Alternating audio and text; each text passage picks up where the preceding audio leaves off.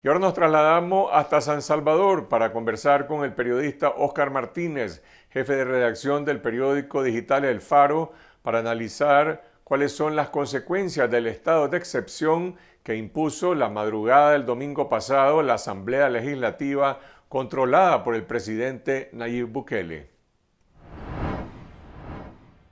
Óscar, el presidente Nayib Bukele justificó la imposición del estado de excepción para combatir el incremento de los homicidios en El Salvador. ¿Qué fue lo que provocó el aumento de estos 74 asesinatos el pasado fin de semana, que según entiendo las víctimas no son necesariamente pandilleros? A ver, Carlos, todavía estamos leyendo la situación y armando el rompecabezas. Sin duda alguna, un elemento para lo que ocurrió este fin de semana, 32 asesinatos más sangriento de todo El Salvador, un elemento es la decisión de las pandillas de dar un golpe sobre la mesa. Y esa decisión de las pandillas de dar un golpe sobre la mesa, de utilizar el activo político que han aprendido en El Salvador desde sus negociaciones con políticos desde 2012, se da en el marco de un gobierno que ha tenido negociaciones con las pandillas y lo hemos demostrado prácticamente desde que el presidente en junio de 2019 llega al poder. Es decir, estos homicidios se dan en un momento en el que el gobierno tiene una negociación abierta con las pandillas y es difícil concluir que esto no tenga que ver con lo que ya ocurrió en otras ocasiones, con la necesidad de las pandillas de marcar un golpe en la mesa en las negociaciones, de exigir algo que no le están concediendo. Entonces, puede haber otros elementos, pero yo no puedo concluir algo distinto a que esto ocurre en un momento en el que ese es el marco de lo que está ocurriendo. Bukele nunca ha aceptado estas negociaciones con las pandillas. Ahora, este diálogo, estas negociaciones que lo han hecho otros gobiernos, como ha señalado con los grupos criminales, está prohibido por la ley en El Salvador. Si esta ha sido la política de los gobiernos, ¿por qué se maneja en secreto y de manera clandestina y no se debate públicamente? No, Bukele, como ningún otro político anteriormente, Bukele nunca ha aceptado que él ha tenido negociaciones con las pandillas. Y ahí me parece muy importante dejar claro algo. Cuando nosotros demostramos las negociaciones con las pandillas, no con fuente off the record, con documentos de la administración Bukele. Es decir, la narrativa con la que contamos la negociación de las pandillas fue con decenas de documentos que provenían de la Dirección General de Centros Penales, que dejaban constancia en oficios, libros de novedades, informes de inteligencia de cómo encapuchados, funcionarios y pandilleros de la calle entraban a dialogar con los líderes históricos de la pandilla. Mira, no lo reconoce, y esto lo tengo que decir por la misma razón por la que no lo reconocieron gobernantes anteriores, y es por cobardía, porque en un país como El Salvador, que nunca tuvo una construcción de paz, que nunca tuvo un proceso de reconciliación, cuyos acuerdos de paz de 1992 fueron acuerdos eminentemente políticos, no económicos ni sociales. La sociedad no entiende de paz. En El Salvador sabemos poco cómo se ejecuta eso. Y las pandillas han hecho sufrir mucho a la sociedad salvadoreña. Y una sociedad ignorante de la paz pide que el problema se solucione a balazos. Y Bukele es un político más que, entendiendo que es muy impopular reconocer que se está dialogando con las pandillas, prefiere ocultarlo, a pesar de que eso haga tambalear un posible éxito de estas negociaciones. Lo que está ocurriendo ahora ha sido un periodo de 3 días, pero no es algo exótico, ya lo hemos vivido varias veces en El Salvador, en fines de semana o en un año entero. Cuando el FMLN, tras su cobardía para enfrentar las elecciones presidenciales de 2014, renunció al reconocimiento de la tregua con las pandillas y canceló la tregua, y las pandillas se sintieron traicionadas, este país tuvo el año más violento del que no solo El Salvador, sino la América Latina democrática en los últimos tiempos tiene recuerdo. Tuvimos 103 homicidios por cada 100.000 habitantes. Esa es la consecuencia de negociar en secreto, incluyendo un elemento electoral y negando lo que se está haciendo. ¿Cuál es entonces el objetivo de Bukele cuando impone el estado de excepción? ¿Qué facultades tiene ahora el presidente, la policía, el ejército y qué impacto ha tenido en estos 4 días? Mira, yo lo considero como un golpe de efecto. A ver, Bukele, y esto lo hemos dicho editorialmente en El Faro, Bukele es un autócrata, es decir, Bukele es alguien que, utilizando las herramientas de la democracia, es decir, las elecciones y las imposiciones inconstitucionales, como cuando el 1 de mayo del año pasado removió al fiscal general y a los magistrados de la Sala de lo Constitucional, se ha convertido en el dueño de todos los poderes del Estado. Bukele controla ahora mismo el judicial, controla el legislativo, tiene el ejecutivo, nombró a su fiscal general y removió al 33% de los jueces para poner jueces anuentes a sus decisiones. Bukele no necesitaba estas medidas para poder ejecutar lo que él quisiera. Controla todo el Estado absolutamente. Las medidas lo que hacen es permiten que se intervengan las comunicaciones y la correspondencia sin permiso judicial, permite que eliminar el derecho de la libre agrupación y dejarlo al criterio del soldado, del policía que esté en la calle, y permite eliminar ciertos derechos del derecho de la defensa. Si te arrestan, no tienen que explicarte por qué. Y se elimina la detención administrativa, es decir, sin orden de un juez por solo 72 horas. Te pueden detener sin eso por más tiempo.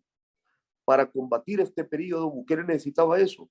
Repito, no lo necesitaba. Es decir, tiene todas las herramientas para que un juez autorice en 24 horas un allanamiento, tiene todas las herramientas para que un juez autorizar en 24 horas una escucha telefónica, tiene todas las herramientas y el control del Estado para hacer esto.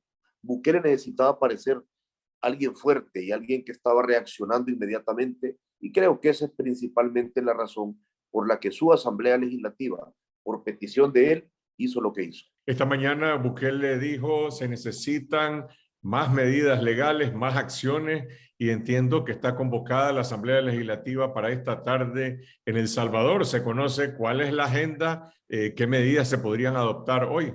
Han convocado a las 2 de la tarde y han anunciado varios de los diputados del oficialismo que esta convocatoria es para dotar al presidente de más herramientas para combatir la coyuntura. El golpe en la mesa de las pandillas fue fuerte, pero ha pasado. El día de ayer hubo 2 homicidios. Es decir, el despliegue militar y policial ha hecho, como en otras ocasiones, insostenible que un número de homicidios como el del sábado se mantenga. Hay un policía y un soldado en cada esquina de El Salvador ahora mismo. Nuestras fuentes, y esto aún no ha ocurrido, pero todo apunta a que se le va a dotar de medidas más impactantes y más fuertes. A mí se me ocurre, espero que cuando pase la plenaria yo me haya equivocado con lo que voy a decir, pero se nos ocurre que una de las medidas que se habían discutido como posibles en la plenaria de la madrugada del domingo sea estado de sitio, es decir, restringir la movilidad de los salvadoreños a partir de cierta hora. El editorial que publicó El Faro, que reproduce hoy Confidencial, dice que el gobierno intenta vincular a la prensa independiente con los criminales, precisamente por informar, por ejemplo, sobre estas negociaciones secretas. Está amenazada la libertad de prensa en El Salvador, el ejercicio del periodismo que están realizando ustedes y otros medios de comunicación, El Faro, Factum, Diario de Hoy y otros medios en El Salvador. Sin duda alguna, está amenazado, es decir, pero para eso esta coyuntura solo ha sido un elemento más. Recuerdo que, por ejemplo, a nosotros mostrando imágenes del fundador del periódico, Carlos Dada, de cuando Carlos y yo asistimos a una convocatoria que la Asamblea Legislativa nos hizo, mostrando imágenes de esa convocatoria, Bukele en cadena nacional, utilizando recursos públicos, ya hace meses nos acusó de lavar dinero, sin prueba alguna, sin acusación de la Fiscalía, sigue sin haber acusación de la Fiscalía, pero él en cadena nacional nos acusó de lavadores de dinero.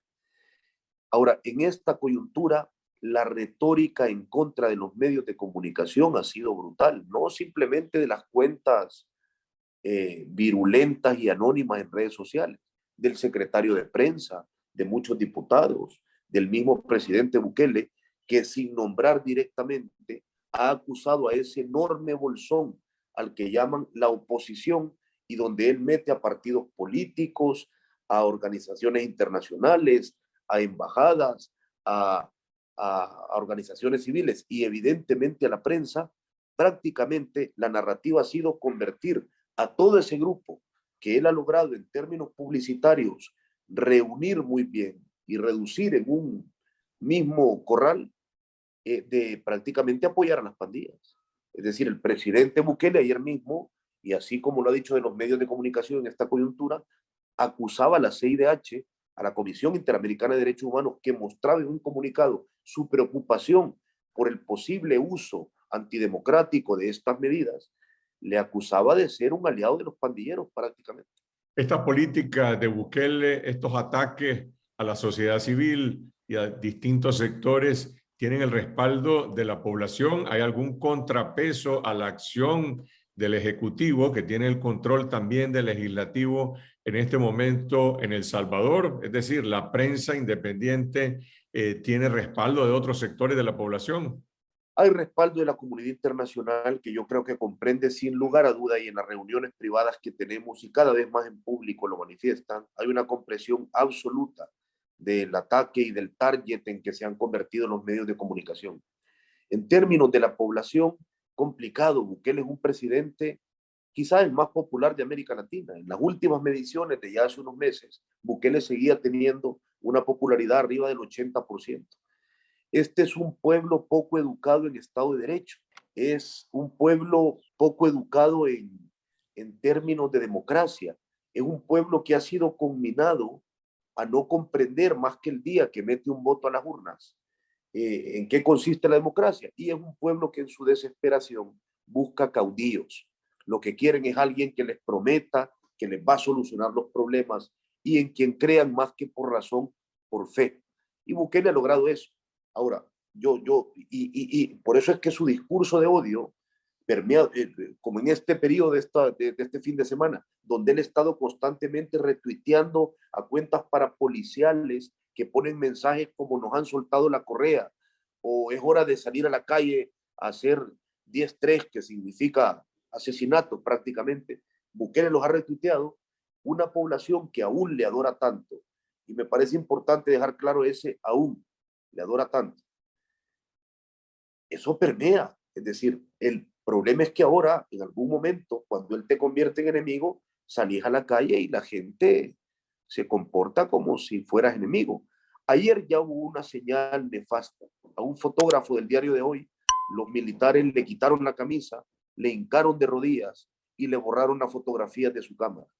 Ese es un reflejo obvio de un discurso que no ha sido a medias tintas, de un discurso que dice la prensa es el enemigo, y de un presidente que no se corta para repetirlo una y otra vez. La prensa es aliado de los pandilleros, y eso cala profundamente a la hora de hacer la labor periodística, porque cala profundamente en la sociedad que está allá afuera. Las otras organizaciones de la sociedad civil, el sector empresarial, la Iglesia Católica, otros sectores de la sociedad salvadoreña, ¿cómo reaccionan ante esta acumulación de poder del presidente y estas señales de una deriva autoritaria, más allá del tema de la seguridad pública con la crisis de las pandillas?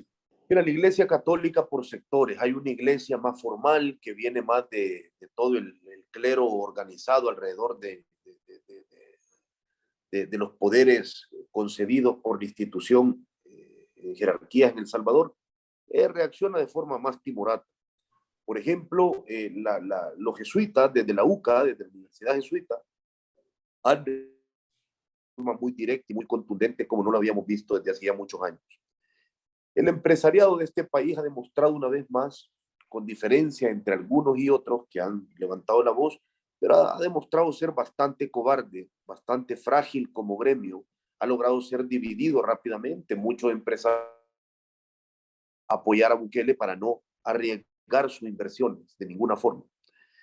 Y por lo demás, hay un momento de mucho miedo, no con la velocidad con la que ha ocurrido en Nicaragua, donde eso ya es absolutamente radical, pero en El Salvador la palabra exilio vuelve poco a poco al lenguaje de este país. Ya hay mucha gente que está fuera del país exiliada por persecución, empresarios, líderes políticos, eh, eh, gente de organizaciones civiles. Hay mucha gente que está afuera, es decir, el temor, el terror de entender por primera vez y de ir viendo las consecuencias de que un hombre en un sistema, un hombre solo gobierne todo el país y tenga la decisión de hacer lo que él desea hacer, acusar, arrestar, juzgar y encarcelar a quien quiera, ya ha hecho mella en la sociedad. Y poco a poco eso va cribando, va reduciendo a la cantidad de personas que se atreven a levantar la voz. Aquí te lo digo, y esto en el ejercicio periodístico, Carlos, nosotros cada vez más nos cuesta encontrar una fuente que se atreva a dar su nombre en nuestro material. Te voy a poner un ejemplo. Ahora mismo estamos trabajando un material que involucra a jueces, que involucra a 7 jueces, de 7 jueces, juzgadores del país, para hablar de un tema muy administrativo de su gestión. Hemos conseguido que uno nos dé el nombre a la hora de publicar. Y eso es un síntoma con el que no nos enfrentamos desde hace un mes, nos enfrentamos ya desde hace varios meses. Y creo que es un síntoma muy contundente para describir lo que está pasando actualmente. Gracias, Oscar. Estaremos pendientes de lo que decida hoy Bukele en la Asamblea Legislativa. Y digo de lo que decide el presidente porque esa Asamblea él tiene el control mayoritario de la Asamblea. Te lo voy a describir de una forma. Cuando se anunció que había plenaria extraordinaria el día de hoy, ayer hubo plenaria normal, se convocó a la de ahora a las 2 de la tarde. Ya varios diputados respondieron diciendo, presidente, cuente con mi voto. Ni siquiera saben qué va a pasar en la plenaria de hoy, pero son gente que está ahí para apretar un botón, no para discernir de ninguna forma.